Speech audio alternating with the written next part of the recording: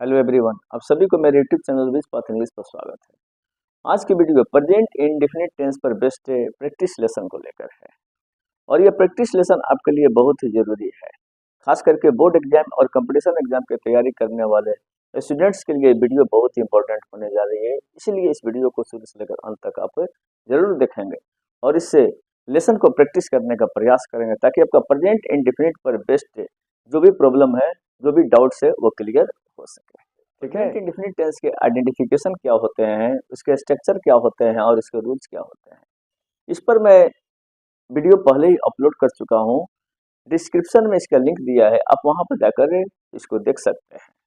Okay, लेकिन इसके लिए कुछ एक्सरसाइज की जरूरत है, कुछ प्रैक्टिस की जरूरत है और वह प्रैक्टिस लेसन ओके आज आपके सामने है, जिसको आप लोग अभ्यास करेंगे। ठीक है ना।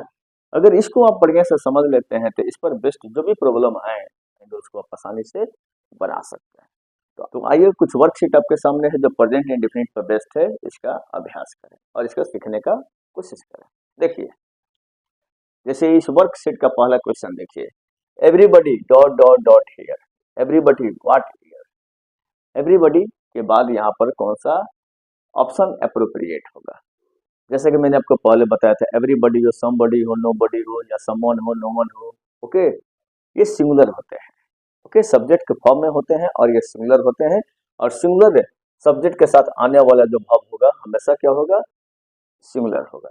ओके, ये आपको रूल में बताया गया था, S2S फॉर्मूला। अगर सब्जेक्ट आपका सिंगुलर हो तो इसके साथ आने वाला वर्ब क्या होगा, सिंगुलर होगा।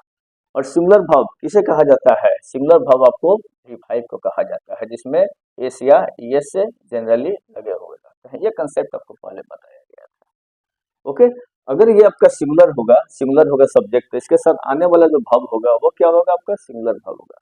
और सिंगुलर वर्ब की पहचान क्या होती है प्रेजेंट इंडेफिनिट में, उसमें एस या ES लगा रहता है। तो इस हिसाब से आपका कौन सा सही होना चाहिए, कम तो होगा नहीं। ओके, गलत हो जाएगा। और यहाँ पर कम से ये अप्रोप्रिएट लग रहा है, कमिंग इसलिए नहीं होगा कि इसके साथ कोई ना कोई हेल्पिंग वर्ब आएगा, जो हेल्पिंग वर्ब यहाँ पर नहीं दिया गया।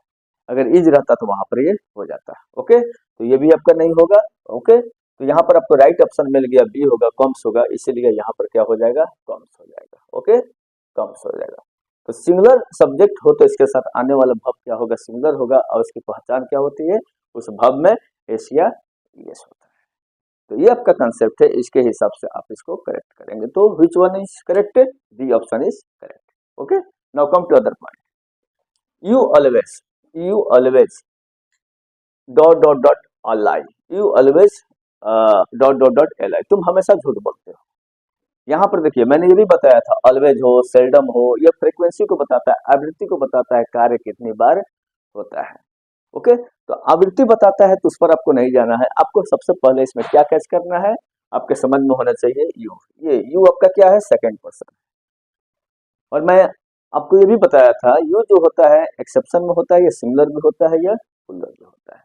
लेकिन इसके साथ आने वाला जो वर्ब होता है हमेशा क्या होता है, ओरिजिनल होता है, यानी V1 ही होता है। उसमें एस या ES लगाने की गलती नहीं करेंगे, ये एक्सेप्शन में आता है। प्रेजेंट इंडेफिनिट में इसमें आने वाला जो वर्ब होगा इसके साथ हमेशा क्या होगा, ओरिजिनल होगा। उसमें एस या ES लगाने की गलती नहीं करेंगे। तो इस हिसाब से क्या हो जाएगा, यहाँ पर एस या ES वाला तो ये बिल्कुल नहीं होगा। टेलिंग इसलिए नहीं होगा कि यहाँ पर अगर कंटिन्यूअस में जाएगा तो आर लेकर आएगा, जो यहाँ पर नहीं दिया गया है। ओके, तो ये देखिए, ये ऑप्शन आपका जो है सी ऑप्शन बिल्कुल सुटेबल है, टेल और लाई। इसमें एस या ES नहीं लगेगा, क्योंकि ये जिस फॉर्म में होगा यू के साथ आने वाला जो होगा क्या होगा, टेल होगा, इसलिए कि ये आपको वर्ब के ओरिजिनल रूप में रहेगा। तो which option is correct, C. Okay, इसके हिसाब से आपका सी करेक्ट है। तो एग्जाम में आपको ऐसे ही ऑप्शन दिए रहेंगे, आपको कंसेप्ट लगाना है और इसके हिसाब से सही करना है। आइए अगला देखिए, she will come back before the sun dot dot dot what. Okay, ये कंडीशनल क्लॉज को बताता है। कंडीशनल क्लॉज में बताया था, सेंटेंस के जिस भाग में, याद कीजिए आप, सेंटेंस के जिस भाग में इफ हो, व्हेन हो, व्हेनेवर हो, ओके, अनलेस हो, अनटिल हो, बिफोर हो, आफ्टर हो, ठीक है, ये सारी चीजें सेंटेंस के जिस भाग में। तो देखिए यहाँ पर ये जो भाग है सेंटेंस का पहला क्लॉज हो गया, और ये हो गया आपका सेंटेंस का दूसरा क्लॉज हो गया। और इस भाग के साथ, सन के साथ, आपको इस भाग के साथ है बिफोर लगा हुआ है। इट मीन्स सेंटेंस के जिस भाग में बिफोर हो, आफ्टर हो, इफ हो, व्हेन हो, व्हेन एवर हो, टिल हो, अनटिल हो, उसमें विल या शैल का प्रयोग नहीं किया जाता है। उसमें विल या शैल का प्रयोग नहीं किया जाता है। बाकी क्लोज में विल या शैल होगा। तो यहाँ देखिए, यहाँ पर विल ऑलरेडी है तो यहाँ पर विल या शैल तो बिल्कुल नहीं आएगा। तो ये तो यहीं पर गलत हो गया। अब यहाँ देखिए द सन, यहाँ पर सन जो है ओके सब्जेक्ट है, और इस सब्जेक्ट के लिए यहाँ पर ये आपका सिंगुलर फॉर्म में है। तो इसके लिए जो आने वाला वर्ब होगा वो भी सिंगुलर होगा, एस टू एस को फॉलो करेगा, और इस वर्ब में एस या एस जरूर लगा रहेगा। तो इस हिसाब से क्या होना चाहिए आपको, ये तो बिल्कुल नहीं होगा, आपका सेट्स हो जाएगा। Okay, now you get understand, आप समझ गए। ओके, यहाँ पर क्या हो जाएगा, द सन सेट्स। ओके, इस प्रकार से आपको बनाना है इसको। ओके, इसके लिए कंसेप्ट आपका होना चाहिए, रूल्स पर पूरी पकड़ आपको होनी चाहिए। अब अगले क्वेश्चन को देखिए, what he go to restaurant, there are 4 option here, यहाँ 4 ऑप्शन दिया गया है, do, does, is, are, which one is suitable according to question.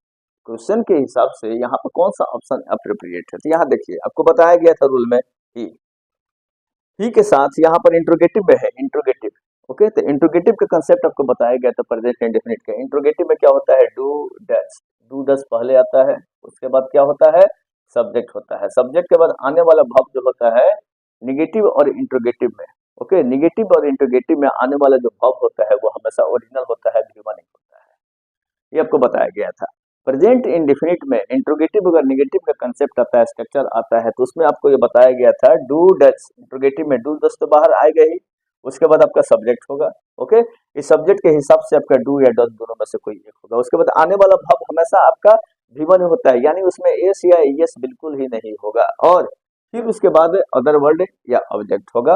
Okay, other word होगा और देन क्वेश्चन मार्क होगा। अब यहाँ देखिए क्वेश्चन का पैटर्न देखिए क्या है, यहाँ पर ही ऑलरेडी है, तो ही अगर यहाँ पर ही हो, अगर यहाँ पर ही हो तो ही डज या डू या डज में से क्या लेकर आएगा, डू या डज में से क्या लेकर आएगा, ये क्लियर स्ट्रक्चर मेमोरी में है तो आपको बनाने में कोई दिक्कत नहीं है। आप डायरेक्ट यहाँ से अगर ही यहाँ पर पुट करना है, ही के लिए क्या आएगा ये आपको अंडरस्टैंडिंग है, ये आपको पता है ही के लिए क्या बाहर निकल के आएगा, डज बाहर निकल के आएगा, तो ही के लिए डज अप्रोप्रिएट होगा, और यहाँ इस हिसाब से डज आपका बिल्कुल सही है।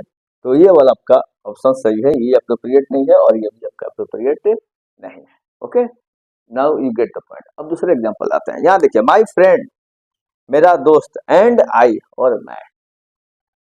तो यहाँ पर सब्जेक्ट जो एज ए होल सब्जेक्ट की बात करते हैं, my friend and I, my friend and आई, तो यहाँ पर क्या हो गया, एक से ज्यादा हो गया, तो सब्जेक्ट क्या हो गया, सब्जेक्ट आपका प्लूरल हो गया। ओके, इस हिसाब से आने वाला जो वर्ब होगा वो क्या होगा, प्लूरल होगा, यानी वो V1 होगा। ओके, वो आपका V1 होगा। ओके, अब यहाँ देखिए आवर होमवर्क एवरी डे, तो यहाँ पर V1 होगा, उसके हिसाब से क्या हो जाना चाहिए, my friend and I do our homework every day, does our homework every day, या डूइंग आवर वर्क, या इज डूइंग। ओके, अगर हम डू का बात करते हैं तो यहाँ पर डू क्या है, डू का मतलब करना होता है, कर रहे हैं या करते हैं, अपने काम को करते हैं। तो मैं मेरा दोस्त और मैं अपने होमवर्क को प्रतिदिन करते हैं, ठीक है ना। तो यहाँ पर आने वाला जो मेन वर्ब होगा वो क्या होगा, आपका प्लूरल होगा, यानी ओरिजिनल फॉर्म में होगा, V1 होगा, उसमें एस या एस लगा हुआ नहीं रहेगा। इस हिसाब से आपका ये डू जो है अप्रोप्रिएट हो गया। ये नहीं होगा क्योंकि ये सिंगुलर रहता तो डज हो सकता था, लेकिन यहाँ सिंगुलर नहीं है। डूइंग भी नहीं होगा, इसलिए कि यहाँ पर इसको हेल्पिंग वर्ब की आवश्यकता पड़ती तब जाकर ये हो सकता था, लेकिन यहाँ पर हेल्पिंग वर्ब भी दिया है, लेकिन यहाँ पर सिंगुलर नहीं है, प्लूरल है, इसलिए यहाँ पर इज डूइंग नहीं होगा। अगर यहाँ पर आर रहता तो हो जाता, इसलिए ये भी आपका नहीं होगा और ये भी नहीं होगा। Which one is appropriate, is appropriate. Okay, मुझे उम्मीद है कि आप समझ रहे हैं। अब फिर लास्ट में देखिए क्या है, I dot dot dot dance classes, I not enjoy dance classes, I doesn't enjoy, I do not enjoy, I not enjoy. यहाँ भी आपको 4 ऑप्शंस हैं, एग्जाम में आपको 4 ऑप्शंस दिए रहेंगे, उसमें से एक आपको पिक करना रहेगा जो अप्रोप्रिएट रहेगा, जो सही रहेगा। अब यहाँ पर फिट करके देखिए आई के साथ, I not enjoy dance classes, present indefinite में नॉट बिल्कुल नहीं होगा, अगर नॉट होता भी तो किसके साथ होगा, आई के साथ क्या आता है, डू आता है कि डज आता है, ये भी बताया गया था। ओके, आई भी आपको एक्सेप्शन में आता है, आई भी हमेशा आपको प्रेजेंट इंडेफिनिट में V1 ही लेकर आता है, यानी ओरिजिनल वर्ब लेकर आता है। उस हिसाब से जब V1 आएगा तो डज नहीं होगा, क्या होगा, डू होगा। क्या होगा? डू होगा। जब निगेटिव में होगा तो आपको क्या हो जाएगा? डू नॉट हो जाएगा, यानी डोंट हो जाएगा। उसके बाद आने वाला जो वर्ब होगा वो आपका V1 ही रहेगा, उसमें कोई चेंज नहीं होगा, V1 ही रहेगा। तो यहाँ देखिए, आई नॉट एंजॉय बिल्कुल नहीं होगा, आई डजंट भी बिल्कुल नहीं होगा। जैसे मैंने बताया आई आपको डू लेकर आता है तो ये तो होगा ही नहीं। यहाँ पर होगा आई डोंट एंजॉय, तो यहाँ पर ये बिल्कुल सही है, आई डोंट एंजॉय ये अप्रोप्रिएट है और यहाँ पर बिल्कुल फिट बैठता है, तो इसको हम सेलेक्ट करेंगे, ये आपका बिल्कुल सही होगा। ओके, तो I do not enjoy dance classes, I not enjoying, अगर यहाँ पे इज भी लगा रहता है तो इसको हम सेलेक्ट नहीं करते हैं, क्योंकि एंजॉय में जनरली आईएनजी नहीं आता है। ओके, तो ये आपका कंसेप्ट हुआ प्रेजेंट इंडेफिनिट टेंस पर, कुछ वर्कशीट हुआ, कुछ एग्जांपल हुआ, जिसको आपको प्रैक्टिस ज्यादा से ज्यादा करना है।